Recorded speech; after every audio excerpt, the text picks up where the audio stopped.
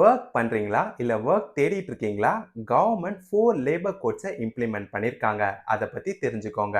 Contract, temporary and part time எம்ப்ளாயீஸ்க்கு கூட மேண்டேட்டரியா அப்பாயின்ட்மென்ட் லெட்டர் குடுக்கணும். கவர்ன்மெண்ட் செட் பண்ண மினிமம் வேஜஸ் தான் குடுக்கணும். அதுக்கு கம்மியா குடுக்க கூடாது.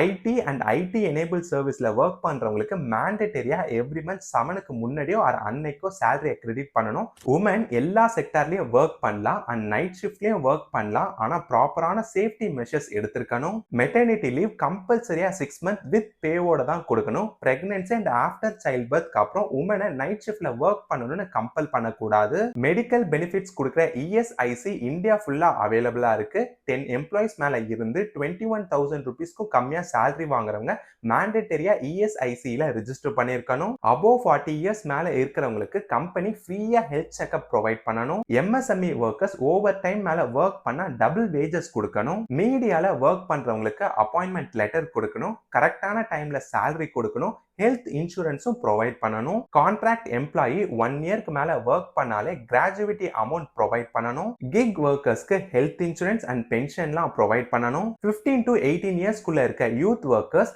Chemical factory, mine, fire work யூனிட்ஸ்லாம் ஒர்க் பண்ணக்கூடாது. அவங்களுக்கு அதிக ஒர்க் கொடுக்கக்கூடாது அண்ட் கம்மியான சேலரியும் கொடுக்கக்கூடாதுன்னு சொல்லியிருக்காங்க. இந்த வீடியோ யூஸ்ஃபுல்லா இருக்கும்னு நினைக்கிறேன். Follow for more updates.